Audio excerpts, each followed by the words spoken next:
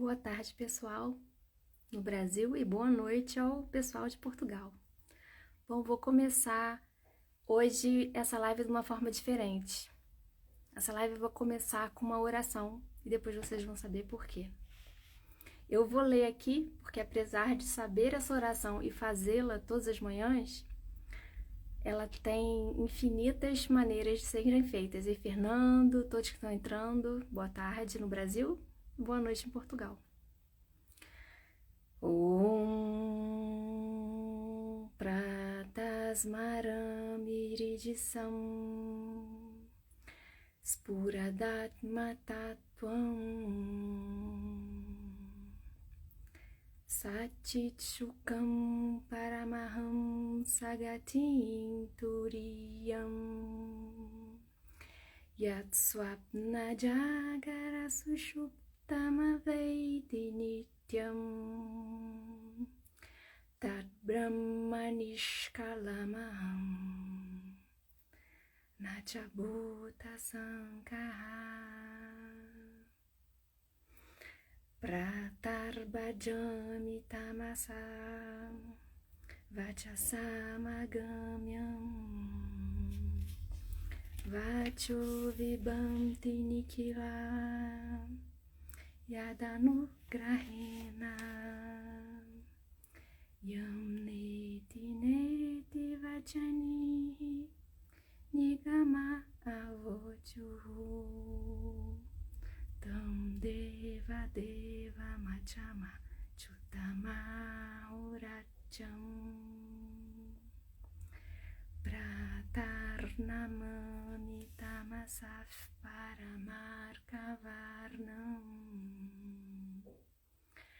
Purnam Sanatana Padam Purushotamacham Yasminidam Jaganasheshamasheshamurtau Rajwa Bhujangamahiva Pratibhasitam Vei.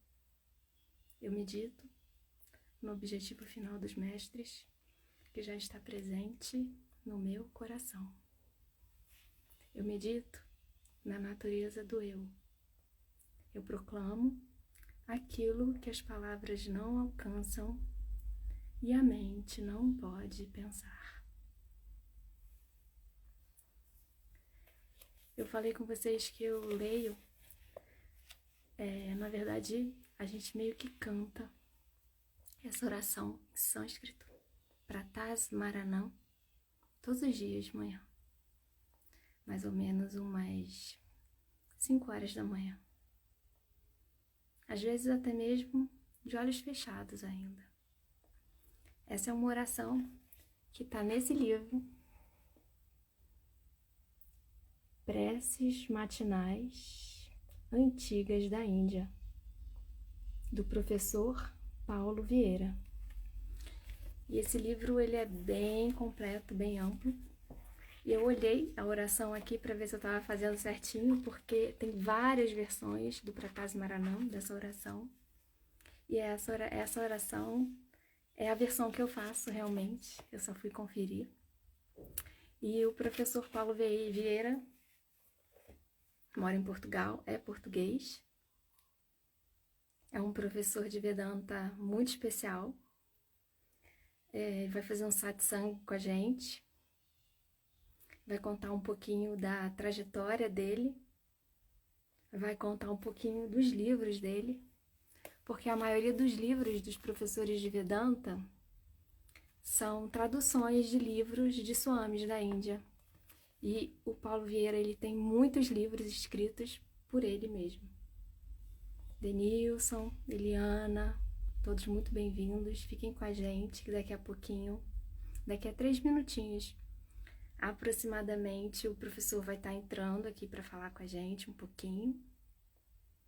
E eu quis recitar uma das orações dos livros dele, e são muitos livros, e ele vai estar contando pra gente também sobre esses livros.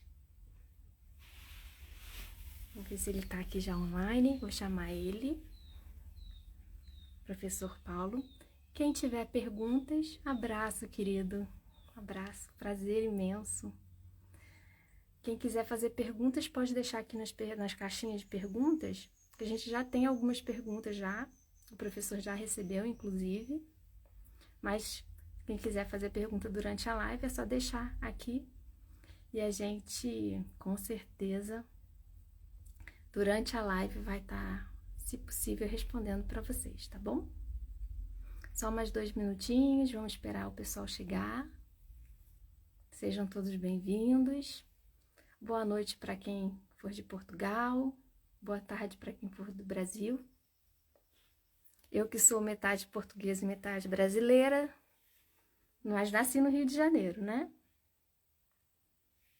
Vamos aguardar só mais um pouquinho. E as orações, ó, vou mostrar para vocês, ó, elas são em sânscrito. Mas eu dei a tradução para vocês em português dessa, né, em especial.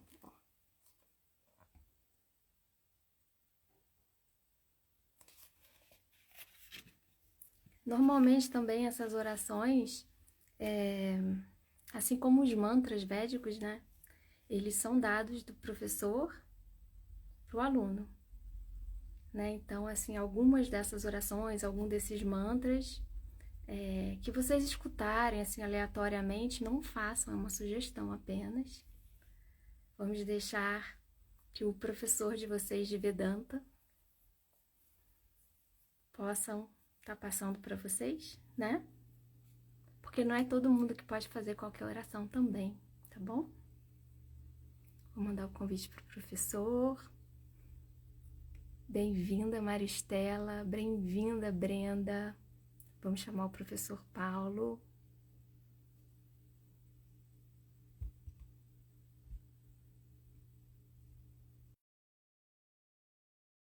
O convite foi enviado.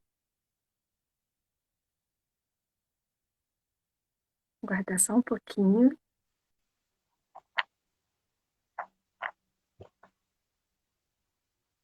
O professor entrou. Oi, Professor, que bom? prazer. Eu estava aqui um pouquinho conversando com o pessoal antes de te enviar o convite, mostrando Ah, esse livro, que é o meu livro de cabeceira, você sabe disso. A gente já conversou um pouquinho. sim, E eu peguei a versão do Pratás Maranã, que é a prata, oração do maravilha. amanhecer, e, e falei para o pessoal, e é exatamente a versão que eu faço todos os dias de manhã, Muito que é uma linda, né? oração linda. E é uma oração que traz muito punham, né, professor, para a nossa vida. É, Punham, para quem não sabe, é karma positivo, né? Essa isso. é muito auspiciosa, uma oração muito linda. E nesse Uhum. livro tem muitas orações. E também aproveitei para falar para o pessoal que muitos professores de Vedanta, pelo menos os que eu conheço, fora você, normalmente eles fazem traduções de livros de swamis da Índia e tudo, mas os seus livros eles são um pouco diferentes. E daqui a pouquinho a gente vai conversar sobre isso. Os seus livros Tá bom. são de sua autoria, né? Obviamente essas orações já existem, né? Orações muito antigas, muito fortes, muito poderosas, mas Uhum. são escritos e elaborados por você. Isso é muito especial, né? Ter essa Obrigado. dádiva de escritor também, além de professor de Vedanta. Pois é, quem diria? Que maravilha, né? Então, um prazer inenarrável tê-lo aqui conosco. Estou muito feliz. Nós pudemos estar um pouquinho juntos aqui no encontro de Vedanta e pude tirar uma foto com você, assistir sua aula ao vivo, foi muito gostoso. E aqui estamos conversando novamente.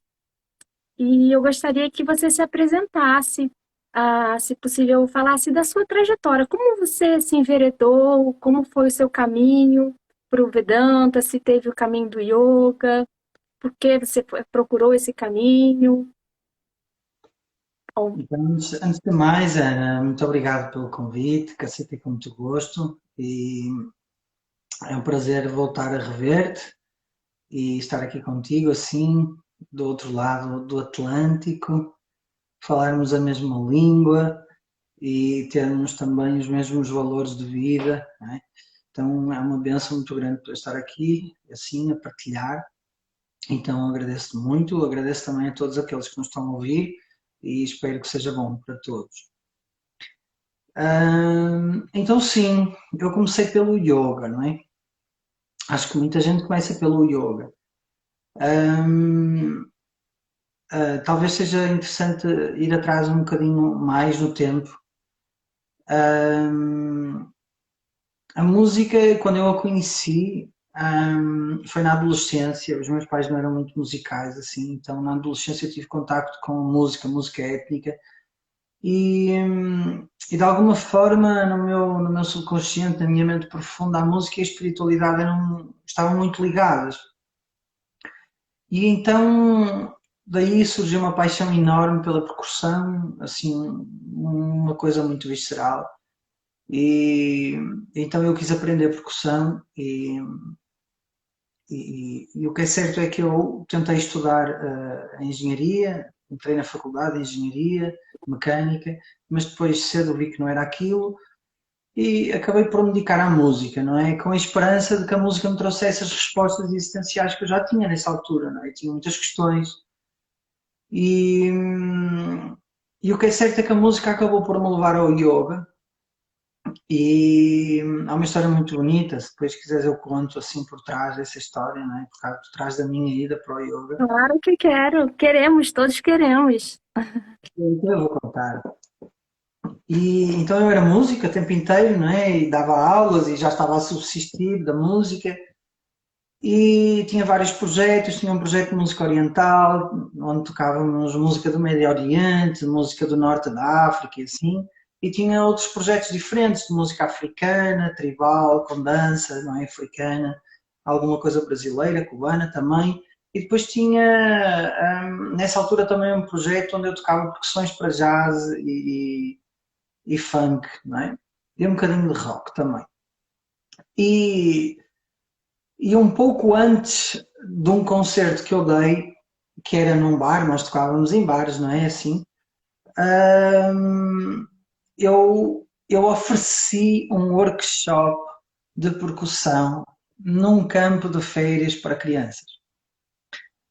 Então eu conheci uma menina chamada Sónia, ela era professora de yoga para crianças e ela ia fazer assim uma semana de férias com os meninos e queria que eles tocassem, queria que eles dançassem e apresentassem uma coreografia de asanas ao som da percussão e queria que eles também tocassem, não é? E os pais iam estar a ver. Só que ela não podia pagar. E os pais, não é, desses meninos tinham possibilidades, mas pronto, ela não podia pagar. Eu fiquei num dilema, na altura eu era muito novo, falei aos meus pais e eles, mas deves cobrar, porque queres ser músico, tens que cobrar, não é? Porque vais ter que viver um dia da música. Mas o que é certo é que eu ofereci o workshop e não cobrei. E depois, meses mais tarde, essa mesma professora precisava de alguém que ajudasse lá na escola, a receber os meninos e assim. Então desenvolvemos assim uma amizade muito bonita. E então eu acabei por trabalhar na escola e esse dinheiro fez muito jeito naquela altura. Depois, meses mais tarde, eu dei esse concerto e ela falou a uma amiga muito íntima que eu ia ter um concerto de música oriental, mas não era. Era a banda de jazz, funk e rock. Então foram as duas assistir ao concerto, eu nem as vi porque estava bastante gente e depois no fim, normalmente nós recebemos elogios, não é? As pessoas gostaram, vinham falar connosco. Então lá estava o Paulo a ouvir os elogios, né? E chegam as duas, a Sónia, mais a outra menina chamada Maria. E eu perguntei, então gostaram? E, e a Maria, que eu não conhecia, disse assim, não, detestei. Então foi assim que eu conheci essa menina, não, detestei. E eu, mas porquê? Até acho que tocamos bem. Ela, é que eu estava à espera que fosse a banda de música oriental, não esta banda de rock. E conversamos um bocadinho e depois, antes delas irem embora, diz-me assim a Maria, tu vais ter que conhecer o meu companheiro, porque ele é professor de yoga e eu estava a olhar para ti e tu vais dar aulas de yoga, tu tens que fazer yoga. Isto foi uma Uau. sexta, não é? E o que é certo é que eu informei-me e depois fui, eu acho que foi logo na terça-feira a seguir de manhã, que era quando eu tinha tempo, à minha primeira aula de yoga. E então, e depois daí até conhecer o Swami Dayananda foi um instantinho. Então, não é, é muito giro porque contra as expectativas, não é? Eu ofereci o workshop para crianças e nessa oferta estava escondido todo o mundo da espiritualidade à minha espera, né? Então, eu lembro sempre esta história com muito carinho, não é? Porque, olha, se eu não tivesse oferecido o workshop, não é? Teria sido totalmente diferente. E acontece que o yoga fez todo sentido para mim, era mesmo o que eu estava a precisar, do ponto de vista físico, psicológico, energético também, coincidiu com um período de grandes mudanças, tornei-me logo vegetariano, foi assim, mudanças radicais. E, e depois, portanto, o mundo da música, que era muito na noite, deitar até tarde, ensaiar até tarde, concertos longe, e não se conciliava muito com despertar de manhã, meditar, não é? Ter uma vida mais regrada, mais saudável também. E a certa altura deixou de fazer sentido a música, não é? Deixou por várias razões. Essa foi uma delas. E então fiz uma formação para ensinar yoga, não é? Já estudava Vedanta, comecei logo a estudar Vedanta desde o início, não é? Quando comecei a praticar yoga, tive logo contacto com Vedanta, que foi pronto, uma benção muito grande, não é? As pessoas às vezes só descobrem o Vedanta muito, muito mais tarde. Não é? Eu fui logo no início e, e identifiquei-me logo com o Pujya Swami Dayananda, o nosso mestre, foi logo assim uma conexão muito grande. E, e o que é certo é que depois dessa formação de yoga, não é, eu praticava todos os dias, nessa altura praticava bastante, e um dia, depois de um Yoga Nidra, tive uma experiência assim muito, muito forte, não é? De uma profunda comunhão com tudo, e, e onde, não é, me foi dito claramente, foi mesmo assim, isto não é para ti só. O yoga não pode ser só para tu fazeres, tu tens que dar isto a outras pessoas, tens que ir ensinar a outras pessoas, tens que partilhar isto, que isto não é só para ti. Não é? Eu lembro de ficar em lágrimas muito tempo a digerir aquilo, então foi aí que eu decidi, não é? Foi aí que eu realmente o chamamento de partilhar. Pronto, e depois ensinei yoga, acabei por estudar medicina tradicional chinesa também, porque queria saber mais sobre os chakras e os meridianos e fiz bastantes retiros de meditação, de yoga, informei-me muito e depois chegou a altura, após ter viajado muitas vezes para a Índia, de fazer o curso de 3 anos, não é? Que é muito famoso, não é? As pessoas falam no curso de 3 anos, não é? Especialmente os alunos que têm um professor que fez o curso de 3 anos.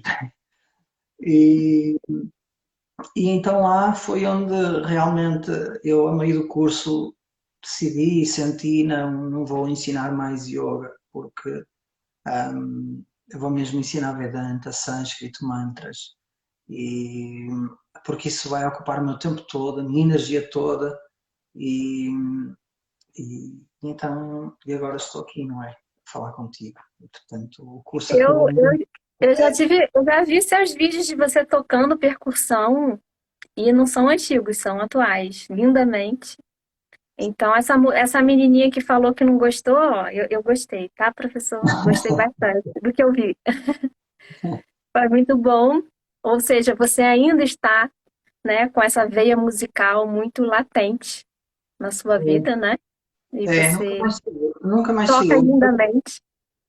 Nunca mais saiu. Agora tenho estado muito, muito ocupado com bastantes aulas particulares e a fazer aqui o centro crescer e tudo, e nem sempre tenho tempo de me sentar e tocar e sentir esse espírito, não é? Da união através da música. Então, mas sempre que posso, sento-me lá e toco um bocadinho é uma forma de me perder na música. Tem uma frase do, não sei se você conhece, do Ferreira Aguilar, que ele fala: a arte existe porque a vida não basta. Então, todo mundo que escreve, todo mundo que toca, eu acho que tem muito a ver com essa frase e eu me identifico também bastante com ela. Uhum. Enfim, professor, qual foi o seu primeiro livro? Quando que te deu assim um start para você falar assim, ah, estou com vontade de escrever? Quando te deu essa assim esse desejo de colocar no papel para que outras pessoas pudessem ter acesso a esse conhecimento? Então, eu quando voltei do curso 3 anos, no final de 2017, em outubro, hum, foi assim como sair do ventre da mãe, né? Foi assim um choque enorme, um novo mundo, não é? Outra vez, o que é que eu vou fazer agora da minha vida? E na altura eu tinha falado com um dos meus mestres, o Puja Swami Dayananda, que obviamente foi meu mestre, já não era vivo, e então eu falei com o meu outro professor, o Swami Sadatmananda, um deles, e disse-lhe que estava a pensar ficar retirado por uns meses, meio ano assim, e manter mais ou menos as rotinas do ashram que nós tínhamos lá na Índia, no Gurukulam, mas meditar mais, não é? Um pouquinho para também sentir o que é que era esperado de mim. E na altura eu também lhe disse, olha, eu não vou ensinar até que me chamem para ensinar. Quando me chamarem para ensinar, eu vou ensinar. Pode ser, Swamiji. E ele, sim, faz isso. Tá? Deixa de estar no teu canto. Quando chamarem por ti, tu sais. Então, ele deu umas bênçãos e nesses 6 meses, não é? Claro, não meditava só e eu tive necessidade de pôr em retrospectiva tudo o que eu aprendi no Vedanta. Tudo. E foram 15 anos, não sei, 16. E eu não sabia por onde começar. E eu pensei assim, bem, não há nada melhor do que pegar nas primeiras preces que eu conheci, traduzi-las, escrever um comentário e pôr cá para fora em português tudo o que eu aprendi em inglês, porque todo o meu Vedanta, à exceção de uns cursos que eu fiz com a professora Glória, foi em inglês, com os meus professores todos. Então, foi como se fosse um descobrir da linguagem do Vedanta em português. Não é? Então, esse livro para mim foi um exercício de, de encontrar o meu lugar na linguagem portuguesa, o meu lugar no Vedanta na linguagem portuguesa. E foi assim que começou, não é? Eu selecionei preces que as pessoas poderiam fazer de manhã porque entendi que as pessoas iriam precisar de ter um ritual matinal para se conectarem e para o dia começar com essa conexão, que é uma limpeza já, porque acordamos e fazemos os nossos rituais, oferecemos as nossas preces, não é? Antes, obviamente, temos a limpeza física, o banho, a roupa lavada, quem sabe um chá, um café para clarear a mente, mas depois precisamos dessa limpeza, vamos dizer assim, emocional, não é? Entregar as nossas ansiedades, os nossos medos ao altar. Então, essa foi a ideia, não é? Foi transpor para um livro aquilo que eu fazia de manhã, todos os dias, não é? E dar oportunidade às pessoas também de saberem mais sobre a cultura védica e mergulharem também um bocadinho na minha pessoa, não é? Quem é o professor Paulo, não é? O que é que ele vai fazer? E até que um dia cai uma mensagem, professor, está cá, quando começa a dar aulas? E nesse dia, pronto, eu saí e comecei a fazer tudo. Então eu não tinha redes sociais, não tinha Facebook, nada disso, nunca tive. Nunca tive. E então, lentamente, começamos a criar uma estrutura que permitisse estar disponível, não é? Visível, para as pessoas poderem conhecer-me. Então, esse foi o primeiro livro, essa é a história, não é? Foi uma vontade de partilhar, ajudar as pessoas e, simultaneamente, também de me situar neste oceano vasto que é o Vedanta. Eu vejo que nas suas aulas além de serem muito claras, elas têm uma linguagem que alcançam um público até leigo que nunca estudou Vedanta, né? E é de uma forma muito carinhosa também. Você dá as aulas de Vedanta de uma forma muito carinhosa, assim, é muito gostoso escutar a sua aula. É Obrigado. muito prazeroso, assim, escutar a sua aula, né? E a gente entra meio que, enfim, eu sou estudante de Vedanta já há algum tempo, a gente entra meio que num transe, assim. Eu assistindo você, tanto ao vivo quanto nos vídeos e tudo, eu, pelo menos, né, eu fico, não consigo tirar o olho, assim, a explicação é tão clara, ela é tão precisa, ela é tão, enfim, é uma delícia, a sua aula é uma delícia. Ah, obrigado. Eu antes da aula começar, se as pessoas repararem, a maior parte das vezes eu fecho os olhos e eu peço permissão para ensinar. E peço que a minha mente tenha clareza e que as palavras consigam pôr essa clareza cá para fora, é o que eu peço, não é? Então, se isso acontece, eu acho que é, acho não, tenho profunda convicção que são os mestres, não é? A Ishvara. E vocês também, vocês a precisarem de ouvir essas coisas que são ditas naquela hora, não é? Então, eu tento estar menos eu, menos Paulo, né? E mais a tradição, não é? Então, talvez seja por isso, não sei. Não é? Eu realmente gosto muito, muito de ensinar, é uma coisa que eu gosto. Dá para ver que você gosta mesmo nas suas aulas. Professor, quantos livros? Daqui a pouco a gente vai entrar nas perguntas, mas quantos livros você já escreveu ou traduziu? Pois é, então o Preços Matinais, não é? Este livro, não é? Este é o primeiro, não é? O Preços Matinais, esse que você tem aí, este foi o primeiro.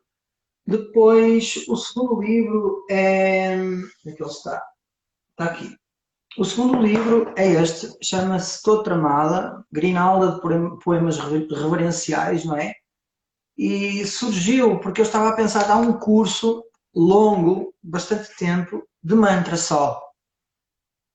E, mas depois esse curso acabou por não acontecer. Por várias razões o curso não aconteceu, não estava destinado para acontecer. E o que é certo é que eu produzi o material para o curso e foi mais ou menos 6 meses que eu demorei para fazer este livro, traduzir todos os dias um bocadinho, fazer as pesquisas normais do sânscrito, não é?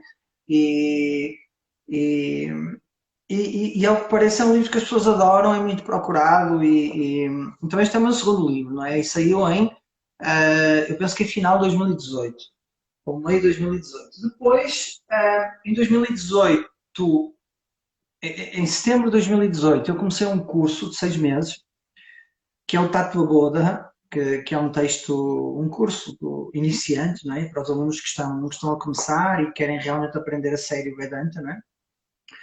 E, e depois os transcritos desse curso, não é? E a informação que foi dada nesse curso foi transformada num livro, que é este livro, tá? Que é o Tattva Bodha, não é?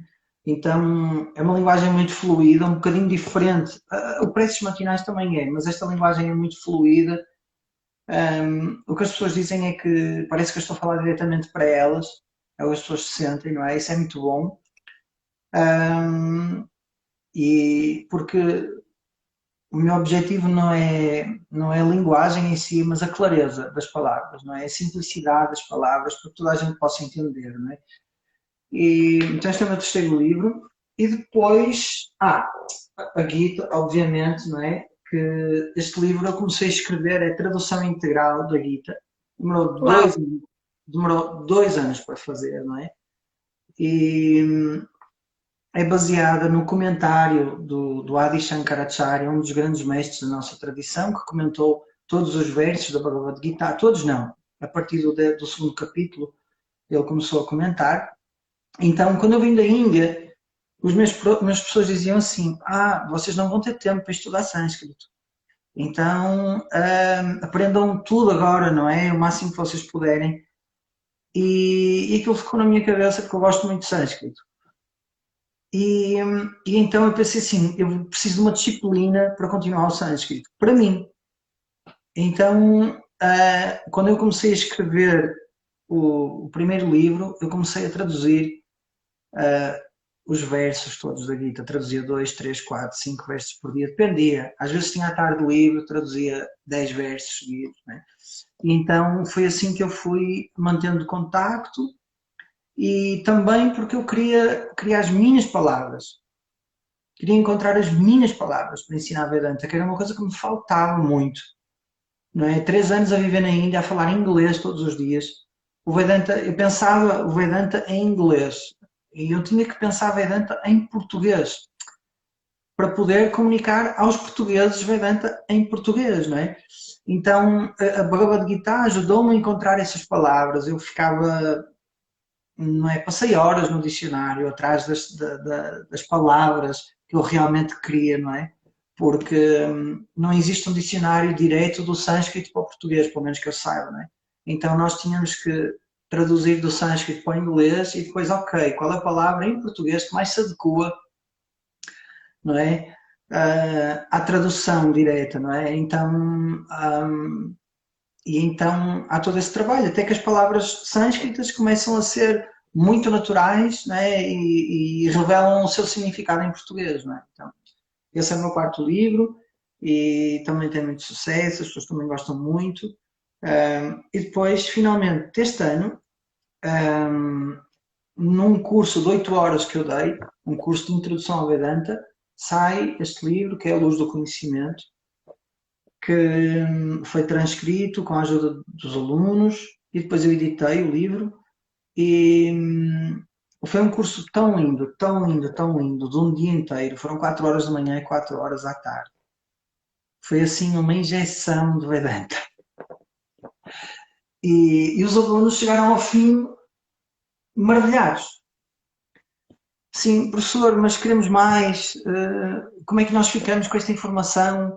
Tem um PDF disto? Onde é que está isto? E então surgiu, nessa altura eu não tinha a ideia de fazer mais um livro, surgiu essa ideia e então foram, pronto, 3 ou 4 meses de edição do livro e saiu e eu acho que também está muito bem, as pessoas também gostam muito deste livro, então é isto. É, tem E há muita mais. autenticidade, né, professor, nos seus livros e nas suas aulas. Você é muito autêntico, é muito. A gente vê que sai o professor Paulo, obviamente, que entra a tradição pura, mas também tem o seu jeito próprio de passar o Vedanta, né, para todos nós, alunos, né, que é muito especial. Né, o que Obrigado. a gente vê muito, e eu já falei isso para alguns professores, o que a gente vê muito são professores, por exemplo, de yoga, né? Rita, beijo. A gente vê muito com os professores novos, novatos de yoga que estão ingressando agora, eles querem meio que copiar os professores deles, até para ter um método de dar aula ou por talvez uma insegurança, né? Mas nas suas aulas não. É muito você. Seu jeitinho, com carinho, com calma, uma explicação clara, concisa. Enfim, é muito gostoso, como eu falei, né? Professor, e como a gente pode adquirir esses livros? Depois a gente vai botar na descrição quando a gente for postar o vídeo, né? Então, não é? Eu tenho em Portugal, para adquirir esses livros, tem o nosso site, não é? O vedanta.pt, www.vedanta.pt, simples, não é? PT Portugal, Vedanta. No Brasil tem a Juliana Giarola, que é uma aluna também, ela também é aluna do professor Jonas, e ela já está comigo há 3 anos, estuda sânscrito, mantras, Vedanta, então ela já está assim bem estabelecida. E durante o festival nós falamos, porque os livros acabaram durante o festival. Não sei se você sabia, mas os livros acabaram, toda a gente, professor, os livros acabaram, e eu não tinha como levar mais livros, né? Foi uma mala cheia de livros. E então, em conversa, surgiu a ideia de imprimir os livros no Brasil. Então, neste momento, os livros estão a ser imprimidos no Brasil. E quem quiser os livros pode falar com a Juliana e depois recebe os livros por correio. Então, os livros agora vão ser e mais ou menos ao mesmo preço, Portugal, conseguimos, apesar pronto, de haver assim alguma. Ao princípio foi um bocadinho difícil, mas já conseguimos. e agora basta escrever para a Juliana e a Juliana entrega. E também estamos a pensar em ter uma loja, a loja online já existe e os livros ficarem lá e as pessoas comprarem diretamente na loja. Mas para já é falar à Juliana por e-mail ou Instagram e depois podem adquirir todos os livros, está bem? Também convém fazer já uma reserva porque a procura tem vindo a aumentar aí, está bem? Então é assim. Certo. Professor, muito bonita a sua história, né? É de arte a sua história realmente, de ingressar na música, de procurar respostas para o seu questionamento, seus questionamentos, né? Uhum, Muito jovem, né? Da sua linhagem, da nossa linhagem. uhum, E surgiram quando a gente divulgou, né, que você ia combater um papo com a gente por aqui. uhum, uhum. Surgiram bastante perguntas dos Muito bom. alunos. Eu não sei se vai dar tempo de responder todas, mas Quantos vamos falar. temos? Vamos ver o tempo que nós temos. Temos 30 minutos, um Ah, pouquinho ok. menos, 25 minutos, Uhum, né? Mas podemos entrar? Tudo bem? uhum. Vamos, sim. Então vamos lá, hein?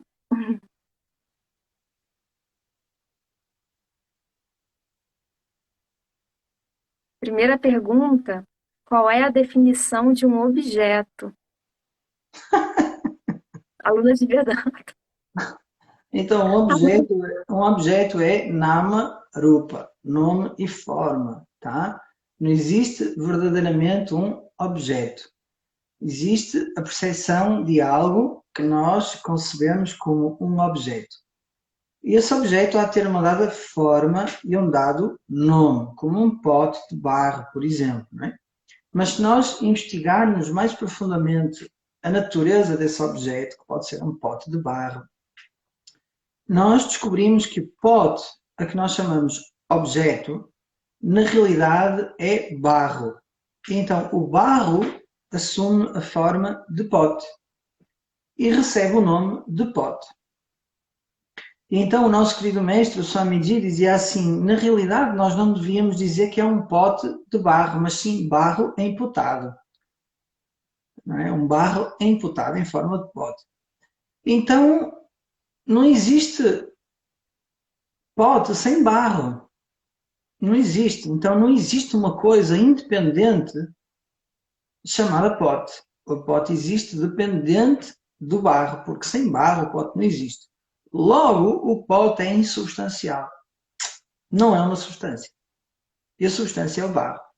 Então, um objeto é algo que é insubstancial, sempre, apesar de, na nossa percepção, parecer realmente real. Mas não, é insubstancial. Aquilo que é real, não é? És tu. E tu és a existência, consciência, plenitude, não é? Ilimitada. Se existe substancialidade, a substancialidade és tu. Tudo mais que é entendido, que é percebido por ti através dos órgãos dos sentidos ou até inferido, é insubstancial, é um objeto da tua percepção. Então, objeto é sempre insubstancial, aquilo que vê o objeto é substancial. Esta pergunta dá para ficar aqui 3 dias, tá? Sim, a gente tem muitas ainda, inclusive sobre objetos ainda. Pati, beijo. Pati, esposa do professor Luciano Jorge, um beijo para você. Boa. Porque a felicidade não está nesses objetos, professor.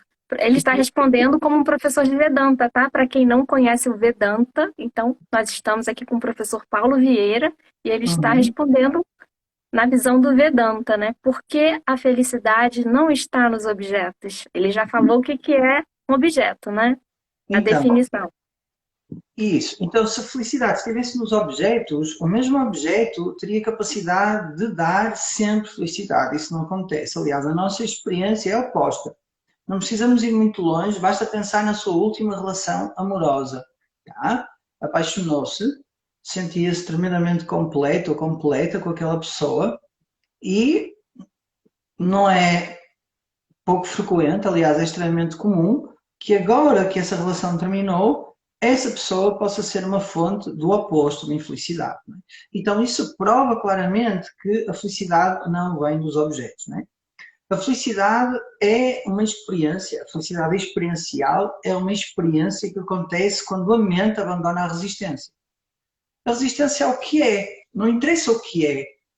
A situação à sua volta conduz à perda, à queda da resistência mental e você experiencia a felicidade. Não precisa de ser uma felicidade alegre, não precisa de ser uma felicidade excitada, não precisa de ser uma felicidade de êxtase, pode ser simplesmente uma felicidade calma e de paz.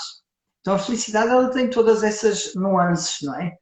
Não é? E então o que acontece é, por exemplo, quando você ouve uma música que você gosta muito, não é? E a música indiana é perfeita para isso, porque ela é um florear, é uma cobra a serpentear, que é extremamente melodiosa. Sendo extremamente melodiosa, a sua mente prende-se com a novidade da melodia e segue essa serpentina. E então a mente deixa de resistir àquilo que é deixa de resistir ao seu próprio conteúdo mental, não é? As suas emoções. Eu não quero ter tristeza, então eu resisto. Eu não quero que aquela pessoa esteja comigo, eu resisto. Então, no momento da absorção musical, essa resistência é suspensa. Assim que a resistência é suspensa, e na medida em que é suspensa, a felicidade simplesmente brota. Porque ela já existe. Ela Ela já já é, né, professor? Nós já existe. somos felizes. Nós já somos isso. Nós somos essa felicidade não experiencial e a mente é o instrumento que permite que essa felicidade não experiencial seja experienciada. Então vamos ter sempre, não é, gradações da felicidade, não é? E então, quando a resistência cessa, isso indica que a individualidade, o ego, temporariamente cessou. E então o que nasce, ou aliás, não é o que nasce, o que se manifesta, o que surge é felicidade. E a felicidade não depende dos objetos, porque no sono profundo toda a gente é igualmente feliz. E toda a gente deseja profundamente esse momento de sono profundo, não é? Todos nós temos o nosso ritual da noite, que é a luz, a persiana, não pode estar muito fechada nem muito aberta, ou então tem que estar fechada, ou então tem que estar aberta. Alguns põem uns vapores, óleos essenciais, tem que ser aquela almofada, não pode estar quente, nem pode estar isto. Alguns têm que meditar. Então todos nós fazemos o nosso ritual para quê? Para encontrar esse momento de felicidade, uma felicidade na qual não existe um objeto. Professor, a professora Lerita, minha amiga também. Oi, Uhum. Lerita, beijo, beijo, beijo. Lerita, que é professora, ela é brasileira, mas também canadense. Uhum. Professor Paulo, saudações.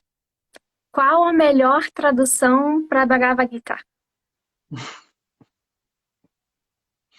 Professora de yoga, Lerita, que sabe muito Vedanta, estuda Vedanta há muitos anos. Aliás, uma das professoras que me conduziu por esse Então, caminho. Falou, Ana, estude Vedanta.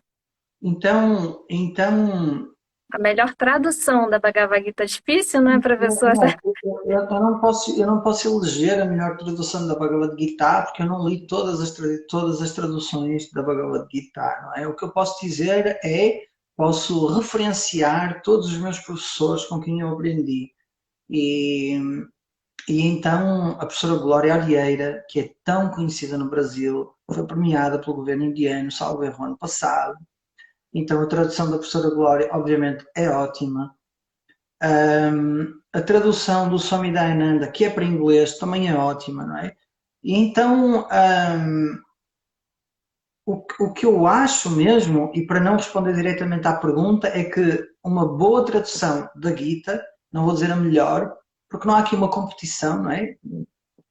É uma tradução por uma pessoa que se dedicou bastante e suficientemente ao sânscrito e, simultaneamente, bastante e suficientemente ao Vedanta e que tenha estudado o Bhashya, o comentário da Adi Shankaracharya. Se uma tradução é feita sem sânscrito, sem o devido estudo Vedanta que vai por anos e anos, de uma forma dedicada, e sem, vamos dizer assim, um insight profundo ao comentário do mestre Adi Shankaracharya, que comentou as 10 principais Upanishads, os Brahma Sutras, fez imensos textos devocionais, comentou a Bhagavad Gita, sem referência aos grandes mestres. Na minha opinião, será muito difícil ter uma boa tradução.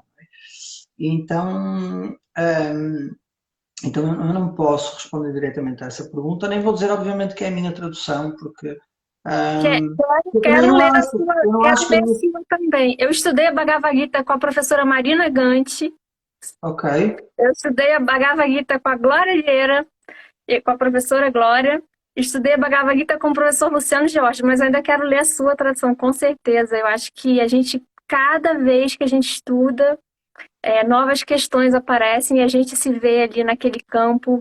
A gente se vê como um Arjuna mesmo no campo de batalha em diversas situações e momentos da nossa vida, né? é isso, é, Ana. E uma coisa interessante, a tradução do Bhagavad Gita, na realidade, não é o mais importante. O mais importante é o ensinamento, aula após aula, sobre os versos, que vai abrindo o significado oculto dos versos da Bhagavad Gita. Isso é realmente o mais importante. Né? Às vezes as pessoas dizem, eu já estudei a Bhagavad Gita. Sim, então, eu li o livro, li a tradução. Isso não é estudar a Bhagavad Gita, não é? Tá? Estudar a Bhagavad Para Gita mim é a sério. impossível estudar Vedanta sem um professor de Vedanta. Para mim é impossível pegar um livro de Vedanta e falar, estudei Vedanta. Não, você não estudou Vedanta. Isso para mim é muito claro, assim. Isso, não é? Não, eu acho que há que encontrar um professor desses, que tenha estudado muito bem o sânscrito, de forma suficiente, com o Vedanta, muito bem e de forma suficiente, e obviamente o comentário, não é? Sem essas, e outros comentários também, a Tika, da Anandagiri, e outros comentários também que nos ajudam a ter um insight mais profundo aos versos da Bhagavad Gita, não é? Então, então acho que é assim, não posso responder essa pergunta, não é assim uma pergunta um bocadinho hum, difícil de responder, não é? Beijo, Lerita. Por que os objetos não são reais? Acho que o professor já respondeu, gente, quando ele falou do pote de barro, que a questão não é o pote, é a matéria do pote, que seria o barro, né? E que esse Uhum. barro ele pode ter várias formas de vários objetos, enfim, acho que ele já respondeu. Vamos para outras, porque tem muitas perguntas, né? Mas posso só dizer uma coisa à Rita? Posso? Claro, Vou dar um exemplo. Uma vez perguntaram-me assim, qual é a melhor meditação que você pode fazer? E sabem qual é a resposta? É que você já fez. E a pior meditação que você pode fazer é que você não fez. Então a melhor tradução da Bhagavad Gita é aquela que você tem consigo agora. Tá bom? viu, Rita? Beijo, beijo. Não sei se você está no Canadá, se você está no Brasil, mas um beijo no coração, minha amiga querida. Qual é o relacionamento entre o sujeito e o objeto, professor? Então, o sujeito é aquele que experiencia, não é? Sakshi, e o objeto é o experienciador. O objeto é o experienciado, não é? Então, há obviamente essa relação, não é? Entre eu que vejo o objeto e o objeto que é visto por mim, não é? Eu sou sempre imutável, eu sou o Sakshi, a consciência de testemunha que não muda, que é a existência de todas as coisas. O objeto é simplesmente uma imagem mental que há na minha mente e, simultaneamente, de uma forma mais profunda, é a projeção da minha Maya, da minha magia. Tá? Então, o ser, que é Satchidananda, consciência, existência, plenitude, ele tem duas Shaktis. Duas. Uma é chamada Avarana e a outra é chamada Vikshepa. Avarana significa que encobre. Então, a Maya, a Shakti, o poder de cada um de nós que está aqui, que somos todos um só ser, ela tem a capacidade, essa Shakti está programada para encobrir as coisas. E é por isso que você só vê a minha frente, não vê o que está atrás. É por isso que você sabe falar português, inglês e outras línguas, mas não sabe falar russo, ou chinês, ou turco. Então, porquê? Porque essa Shakti encobre a mente humana de aceder a todo o conhecimento. E ela é feita para isso.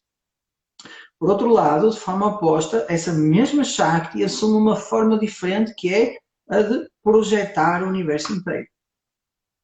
Então, eu sou aquele que tem todo o conhecimento e com a minha Shakti eu projeto o universo inteiro. Não é? E então, existe essa relação de criador e objeto criado também, não é?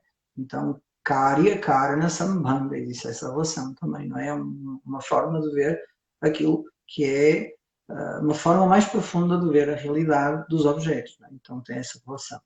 E claro, depois os objetos acabam por estabelecer um elo, um vínculo emocional, não é? Ah, o meu carro, o meu marido, a minha companheira, não é? Então temos uma relação muito prática, não é? Chamada Vyavaharika Sambandha, que é uma relação muito prática. As coisas que me pertencem a mim, a eu que sou este sujeito complexo, corpo, mente, personalidade, não é?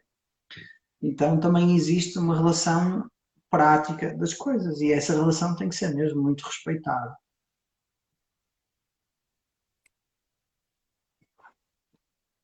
Vamos ver na visão do Vedanta o que é a liberdade. Liberdade é a natureza do ser, é aquilo que tu já és. Tu nasceste para a liberdade porque és feito de liberdade. Aquilo que tu és é o ser, a existência pura, livre de limitações, cuja potencialidade é infinita para ser o que quer que seja. Então, apesar da experiência de cada um de nós ser corpórea, limitada, localizada, interna, a verdade transcende essa limitação, transcende essa experiência. Não é? Então, aquilo que na realidade todos somos é livre de limitação. No entanto, o que nós experienciamos é um corpo limitado e um universo que é, obviamente, limitado. Não é? Mas o que está na base de tudo é o ilimitado. Um exemplo muito bonito é o exemplo da água. Não é? A água é ilimitada no que diz respeito à capacidade de ser todas as formas de água possíveis. E nenhuma forma de água limita a natureza da água. A água é sempre água. Sempre será água, quer assuma a forma de gelo, quer assuma a forma de gota, quer assuma a forma de rio, catarata, chuveiro, cachoeira, neve, vapor de água. A água é sempre água. E então, apesar de, vamos dizer assim, o rio correr para o mar e todas aquelas gotas da água do rio sentirem que são devotos e que o mar é Ishvara, e elas correm, não é, depressa para encontrar Ishvara, que é o oceano, não é, e se fundirem no oceano e deixarem de ser rio, na realidade, mesmo quando a gota do rio se funde e se torna oceano, ela sempre foi água. Enquanto oceano, a gota é água, enquanto rio, a gota é água. É só uma questão de percepção. Então, a liberdade é ao nível da natureza essencial de cada um e não ao nível do corpo físico, da mente, da personalidade, da energia e tudo mais. Né? Pessoal, tem muitas perguntas, mas o tempo é curto. Em Portugal, já são quase 10 horas da noite. Então, professor, o tema do nosso satsang, não há como avançar na espiritualidade sem seguir uma vida de valores éticos e morais. Eu queria que você falasse um pouquinho sobre isso. Uhum. E, na medida do possível, pessoal, a gente conversa com o professor Paulo, de repente a gente combina uma outra oportunidade de estar conversando também. Mas eu não Uhum. queria muito fugir desse tema e Uhum. queria também falar um pouquinho sobre o seu instituto, né, professor? Tá bom. Que eu acho que é muito importante. Sim, claro. Valores éticos e morais Uhum. nos tempos atuais está um pouco complicado, então eu gostaria muito que você entrasse nesse tema do nosso Uhum. satsang. Não há como avançar na espiritualidade sem seguir uma vida de valores éticos e morais. Palavra professor Paulo Vieira. Então, quando nós acordamos de manhã, não é? Todos os dias nós acordamos de manhã e nós damos-nos conta que somos pessoas, vivemos numa casa e vamos sair à rua, vamos fazer a nossa vida, seja lá qual for a vida, não é? E é inevitável repararmos que há uma ordem, este universo tem uma ordem. O Sol nasce àquela hora, o Sol põe-se àquela hora, não é? Então há uma ordem, vamos dizer assim, planetária, não é? Há uma ordem solar. A Terra demora 365 dias, mais ou menos, a dar a volta ao Sol. Ela demora 24 horas a girar sobre si própria, por isso é que nós temos o dia e a noite. Temos os ciclos lunares de 28 dias. Temos, não é, para aqueles que sabem um bocadinho de astrologia, não é? O sistema solar está situado num dos braços da Via Láctea. E ela também gira sobre um buraco negro, toda a Via Láctea, não é? Então, se nós repararmos, este universo inteiro é uma dança cósmica e não é caótica. Não é? Há ordem. E porque há ordem, é possível fazer ciência. Senão, de outra forma, seria impossível prever. Porque a ciência, ela prevê o comportamento da matéria. Prevê o comportamento da matéria a vários níveis. E então, por isso, nós temos várias ciências, não é? A astrologia, aliás, a astronomia, a astrologia não é uma ciência, a astronomia, temos meteorologia, temos geologia, temos fisiologia, biologia, temos uma data de logias. E todas estas logias, elas estudam aquilo que nós chamamos a realidade empírica, a realidade física, energética das coisas. E estudam porque é possível estudá-la. Porquê que é possível estudá-la? Precisamente porque há uma ordem e é possível prever o comportamento das coisas. Então é possível prever se existirá um eclipse daqui a 100 anos, ou 1000, ou 2000, ou 3000 anos. É possível prever, precisamente porque os astros são previsíveis. É possível prever no nosso corpo o que acontece aos glóbulos vermelhos, o que acontece aos glóbulos brancos. Por isso é que nós temos medicina, porque é possível prever. Então, os cientistas, eles estudam o universo, né? E eles adquirem conhecimento ao estudar o universo. Adquirem conhecimento. Descobrem leis, como a lei de Newton, por exemplo, né? Que é a lei da aceleração dos corpos. Né? Einstein descobriu as suas leis e cada cientista vai descobrindo as suas leis, como as leis da termodinâmica e por aí fora. E essas leis, elas são a representação, vamos dizer assim, escrita e humana de algo que já existe no universo e que não foi criado por humanos. Não foi. E essas leis são conhecimento, porque esse conhecimento é usado a favor da humanidade. Por isso é que nós temos, não é, a tecnologia é baseada em leis, e essas leis são extraídas da análise e do estudo do universo. E essas leis são conhecimento que já existe no universo. Então nós acedemos a esse conhecimento e conseguimos, vamos dizer assim, cristalizá-lo em equações que nos servem. E agora a pergunta aqui é, mas quem criou essas leis? Elas já existiam antes da humanidade, porque essas leis são conhecimento. E o conhecimento só pode residir num ser consciente. Então nós somos obrigados a entender que as leis foram criadas por alguém consciente e existem nesse ser consciente que precisa de ser descoberto. Então existem inúmeras leis, inúmeras leis. Algumas nós já descobrimos, outras ainda iremos descobrir. Há pouco tempo descobriu-se, não é, descobriram as ondas gravitacionais, não é, previstas por Einstein há tantos anos atrás. E agora conseguem realmente, não é, descobrir que isso existe. Então os físicos teóricos, os matemáticos, eles fazem cálculos muito avançados para precisamente equacionarem leis e trazerem novas leis para nós, para a humanidade. E então, quando nós olhamos, não é, esse conjunto de leis, não é, eles demonstram várias ordens do universo. Várias ordens. E, aliás, é por isso que nós temos psicologia. Porque existe uma ordem psicológica, dentro da qual nós temos várias leis psicológicas. E que definem porque é que um ser humano é traumatizado se for abusado. É previsível, na psicologia, prever que se um ser humano for abusado, irá ficar traumatizado. E da mesma forma é possível prever como ultrapassar esse trauma. Porquê? Porque existem leis psicológicas. Então existe uma ordem psicológica, uma ordem biológica, uma ordem fisiológica, uma ordem geológica, uma ordem astrológica, astronómica. São diversas ordens aqui, assim, ao nosso redor. E os cientistas querem explorar essas várias ordens e descobrir quais as leis que as compõem. Mas o que é certo é que essas ordens, elas estão dentro de uma grande ordem, que é a ordem que engloba todas essas subordens. E é aí que reside todo o conhecimento para fazer todas estas leis que compõem estas variadas ordens que nós estudamos enquanto humanidade. E então, na realidade, o estudo da ciência é um estudo de Ishvara, só que sem esse nome. Eles querem saber mais sobre a criação, sobre o Criador, não é?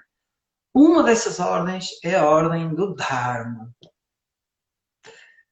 que é a ordem do Karma também. As duas coisas são, vamos dizer assim, dois lados da mesma moeda, o Dharma e o Karma. Karma, toda a gente sabe que é o resultado de uma ação, não é? Pode ser bom, pode ser mau, é de acordo com a ação que a pessoa fez. Dharma literalmente significa aquilo que sustenta tudo.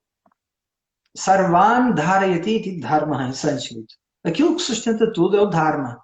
O que é que sustenta isto tudo? É a grande ordem. Então, a um nível, vamos dizer assim, absoluto, a ordem do Dharma, ou a um nível total, a ordem do Dharma é aquilo que sustenta tudo. Dentro dessa ordem, vamos dizer assim, total, existe uma subordem que é a ordem dos valores sociais e éticos que existem na nossa sociedade. E que o yoga tanto fala, que são os yamas e os niyamas, não é? A ahimsa, a asteya, a parigraha, sei lá, shama, dhamma, parama, satyam. Esses são todos os valores éticos. Em português, não roubar, não ser violento, satyam, ser honesto, na não possessividade. Enfim, todos nós sabemos quais são esses valores. Esses valores são chamados valores éticos ou morais. E eles não são um produto do homem. Eles já existem e estão manifestos na nossa sociedade humana. Uma sociedade humana. E o que é que acontece quando nós agimos na sociedade, porque nós somos seres feitos para agir na sociedade, nós temos sempre duas escolhas. Ou alinharmos-nos por essa, vamos chamar assim, ordem da harmonia social e universal, ou não nos alinharmos por essa ordem social, vamos dizer assim, universal. Temos sempre duas escolhas. Então, fazem uma pergunta, eu posso escolher mentir ou não mentir. Eu vejo que alguém deixou cair alguma coisa na rua, pode ser uma carteira com os seus documentos, não é? Com dinheiro. Eu vi, eu posso escolher apanhar, ficar ou entregar, devolver, não é? Então, a cada momento eu sou convidado a escolher, por alinhar-me com o que está certo, aquilo que é adequado, por outras palavras, aquilo que é dhármico, aquilo que é ético, ou então não.